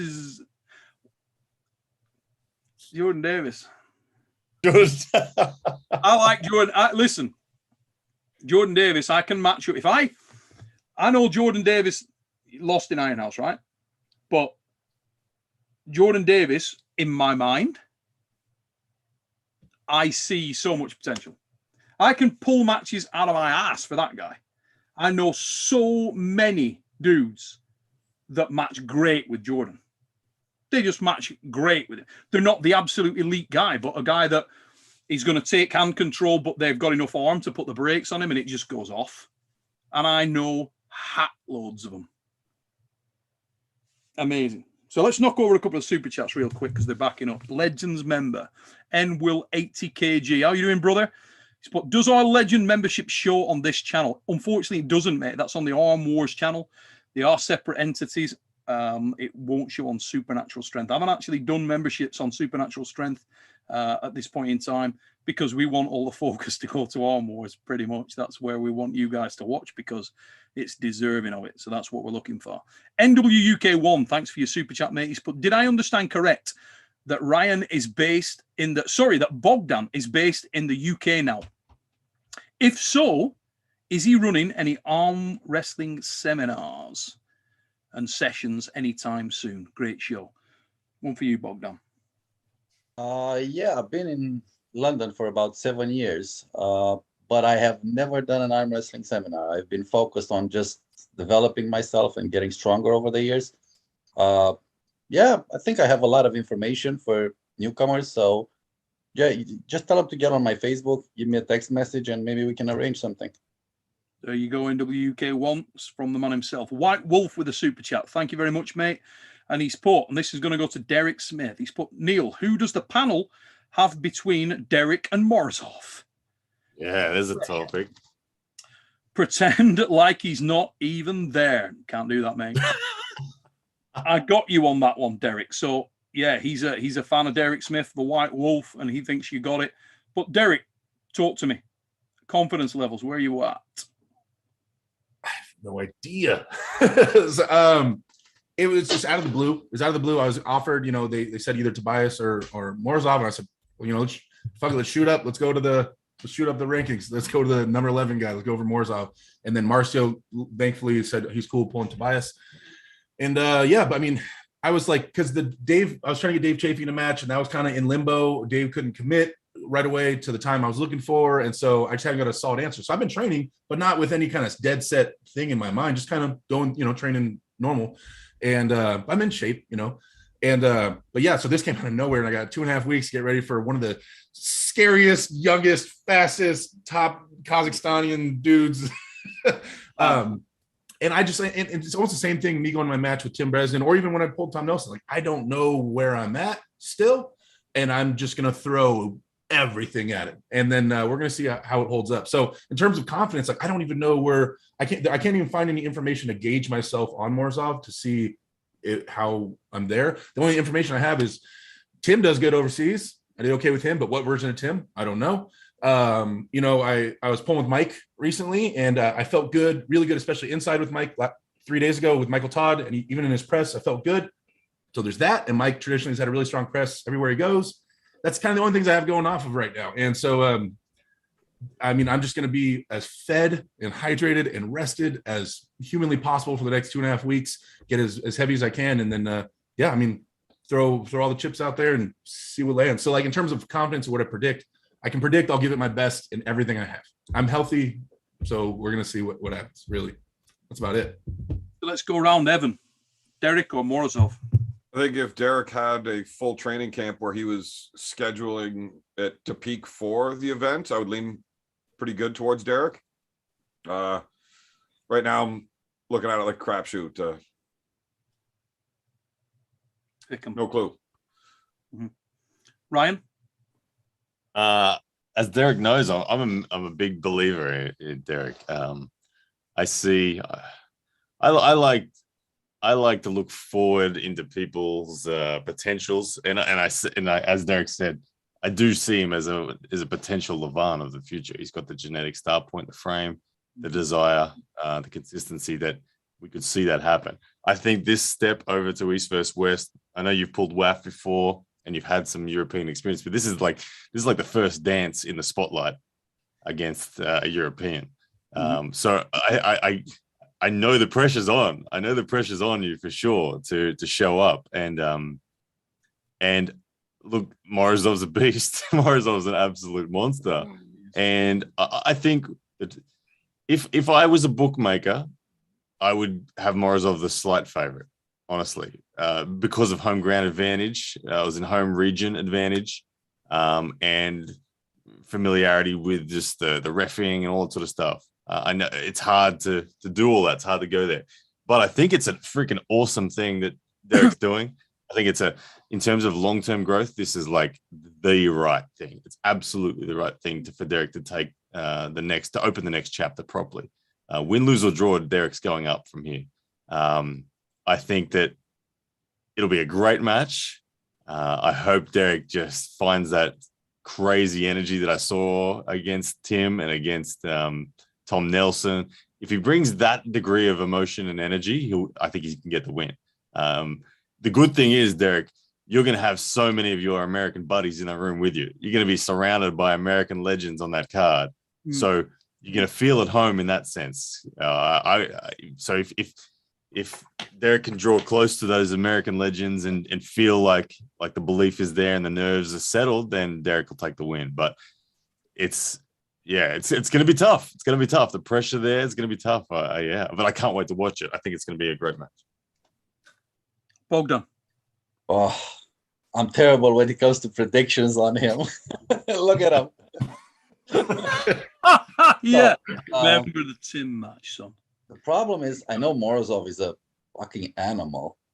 Yeah, and I know Derek has been getting stronger and stronger and stronger. The thing is, the first time an American comes here to arm wrestle an European, and the rules are a bit different. They're not a lot, but they're enough to make a difference. So even if the power level is the same, and it might be.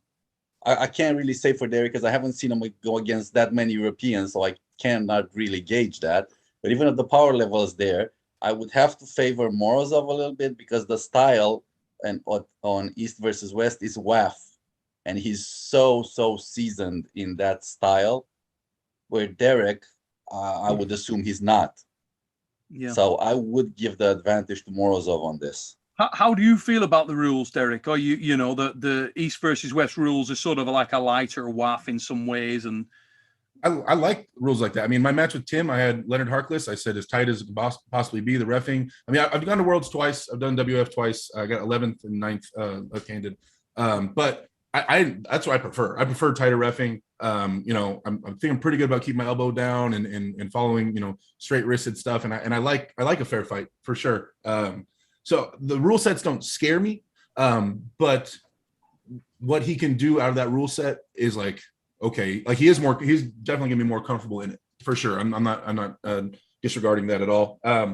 But it's more his capabilities that are shining in my head. His speed is the number one thing that I'm kind of focusing on. But the rule set is kind of a little far down the list in terms of what I think might influence the match for me. But I mean, we'll see. We'll see the day of. it's coming, guys. Good luck anyway, dude. I hope I'm wrong. Thank you.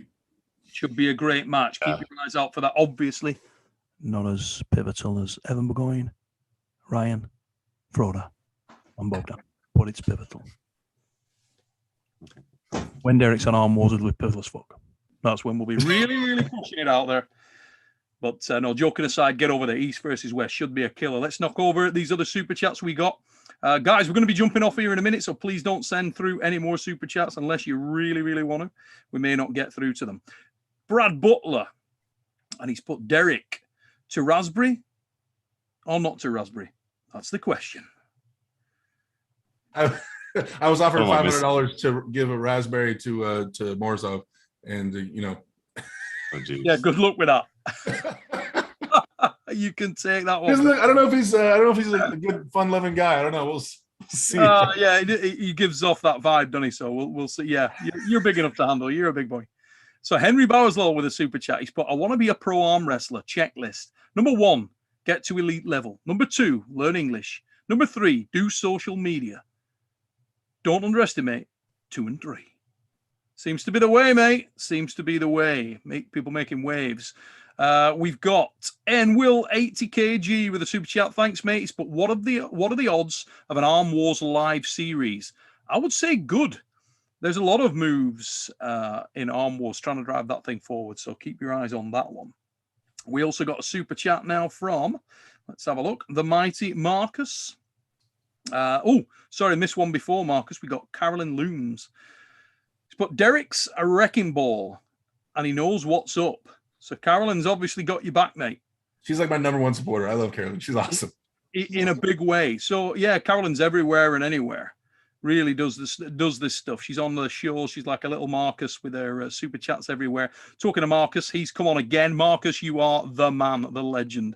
He's put Bogdan versus Ryan is what he wants first. The build-up would be amazing. Froda versus Evan, to see Froda smile as Evan throws the kitchen sink of abuse at him. And then I'd love to see Froda versus Bogdan rematch, as it was so close. And I suppose Evan needs therapy revenge with Ryan. So it would be critically important who got through that the cleanest. Very, very important. Anything can happen, particularly in the Iron House. Rich with a super chat. He's put Bogdan with the light and camera setup looking like one of those guys back in the day on Chat Roulette or Omegle and suddenly pull out their junk on chicks online. Great arm wrestler, though. You got a fan mate's named Rich, and he just paid $10 to say that. It's on next. Don't look away. Yeah, mate, don't be getting your floppy dog out. If you, I love you, mate, but you get your floppy dog out, it could be bad for the channel. We don't. I mean, Carolyn Looms may want to see the floppy dog. I do not want to see. If you're going to get it, tell me, I'm going to look away. So we got Jalashko Kegford with a super chat. That's a great name, mate. But Neil, some of the top guys in the sport are in their 50s. John Brezink, Todd Hutchins, and Ron Bath were the best performances on East versus West 2. If you decided you could train to a career high. You never know. Maybe I could. I've probably had a few too many joint rebuilds to, and I train a different way to those lads to facilitate that. But you're speaking about three fabulous arm wrestlers there. Every credit to them. So yeah, I just think right now my focus needs to be mostly on Arm Wars and on furthering that. Forearms Krakow with a super chat. Neil is golden. Thank you very much. Really appreciate your support. And thanks for chatting in. Guys, we're going to jump off here real soon. Before I do, I got one really key question that I've wanted to ask all night. Evan, when did you know that arm wrestling was the sport for you? I don't know. I was really, really fucking bad at it when I started. Like, Really? I was terrible. Yeah. That's going to take way longer than we have left because you decided to spend the whole night once again. Did I do that? Yeah. I mean, that Yeah. means we're going to have to do this again. Is that what that means? Oh, my God. I think you were planning out these teen shows. I mean, I don't know what you mean. is that why you already have them scheduled? I can't imagine. Shut up. You're killing the magic. Evan. It's got to happen. It's got to be sporadic. Like when Stoiker gets his floppy dog out. You can't just get it out. It's build up. Ask Derek. He's been on these shows. He knows. Ladies and I gentlemen. really don't want him to pull his dog out. No. No, don't. No, seriously. Oh, no, don't do that. So, ladies and gentlemen, in the chat, I want to say a massive thank you to everybody that's tuned in and checked us out. It's early morning in Australia. It's like mid-afternoon, late afternoon in the United States of America, depending where you are. In California, the home of the mighty Derek Smith. He'll be pouring Morozov very, very soon on East versus West. If you want to see Ryan Bowen, Bogdan Stoiker, Frodo Hoagland, Evan, put it in the chat, guys. Let us know. I'll be reading the comments. We want to see who you want to see. Ryan's got it dialed in. Bogdan's got it dialed in. Both are confident. It's building. Tomorrow night, ladies and gents, we will be live. The premiere of the match between Dallas Langston of the United States of America, Jordan Davis of Australia. Can't wait. Talk is over. It's time to do this thing. Both men lost. Can Jordan pull this off? I don't know. Maybe. I'm not going as far as saying yes, but maybe. Oh man, I think maybe. I'm tuning in. So last minute bets, who we got, guys? Who wins? Is it Jordan Davis or is it Dallas Langston? Who have we got? Jordan 4-2. Dallas. Jordan 4-2. That's my boy. Dallas wins. Jordan 4-2. Evan, who wins that match? Dallas. Premieres tomorrow. 4-2 Dallas. Can't ask Bogdan. You can't ask a guy who already knows. One of my favorite stories of all time. I worked with the Giants live. World's Strongest Man Arena Tour. And we're doing a show. We're in the VIP. And in that show, we've got Mr. William Kazmaier, Esquire, Bill Kazmaier, strength legend. And also on that show is America's own giant, Brian Shaw. And Brian Shaw's taking questions from the crowd. And the guy who's running the VIP session is Bill Kazmaier. Now, Bill's in his 60s now. He's past his best, but he's a legend. And he says, Brian, tell the people gathered here today what it feels like to be a multiple world's strongest man. Brian, tell them what it feels like to be so incredibly powerful that when you walk outside, the very ground beneath your feet shakes because of your immense power. Tell them, Brian. That sounds like Bill. Because I already know. One of the best quotes from any human ever. Bill Kazmaier, Giants Live, 2017. Let's fucking go. Different level of confidence. And I got a shout out to my mum. It's her 65th birthday today. So I love you, mum. Happy birthday. Happy birthday. Happy birthday from Probably everybody. watching. What did she say to you when you cheated Larry? Shame on you, son. Mum's pretty crafty, so maybe I got it from her. She's in the crowd with her tricky bastard shirt on. Yes, yeah. Has it died down now, Cheatgate? Has it backed off? Well, I put out a video helping Larry today with some coaching, so people are now like, "Oh, Ryan's actually helping him get better." So it might balance it, but there's still a fair few out there. But you still cheated him, so let's not forget that. Is that what he did to you? I'll cheat you too, Bogdan. I will cheat you. Yes, please do, Ryan. Is that how we managed to get that win on you that one time, Evan? Because he cheated? Is that what really happened? You can tell us. You're amongst friends.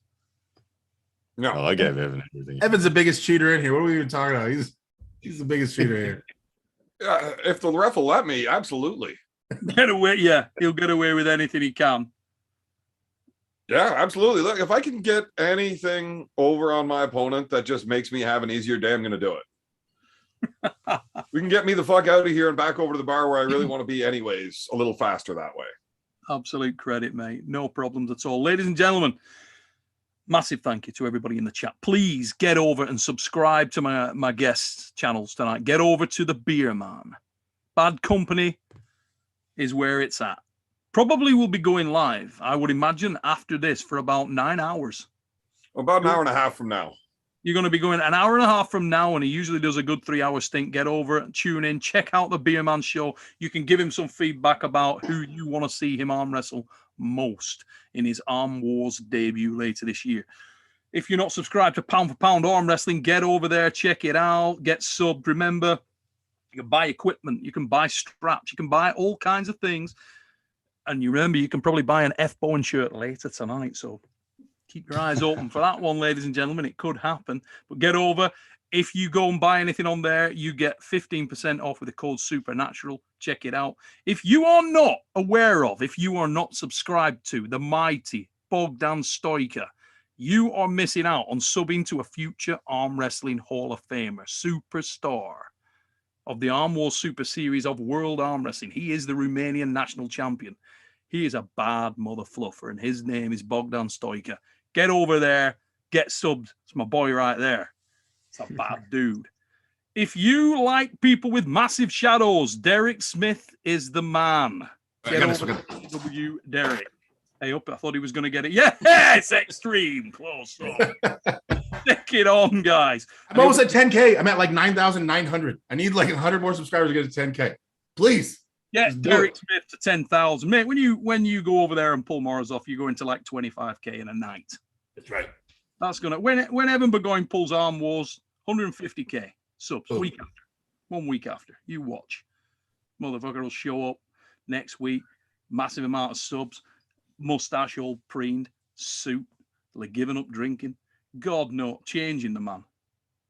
Ladies and gentlemen, if you are subbed to this channel, thank you very much. If you are not subbed to this channel, what's wrong with you? Hit the sub button, guys. I've stopped getting subs. I haven't got subs for ages. I've like stopped at about 15,700. Haven't had any. So please help us along. But more importantly than that, sub to Arm Wars. Get over. Premiere tomorrow night, 9:30. Thanks for tuning in, checking us out, guys. And until we see you next time, take it easy, peeps. Take care.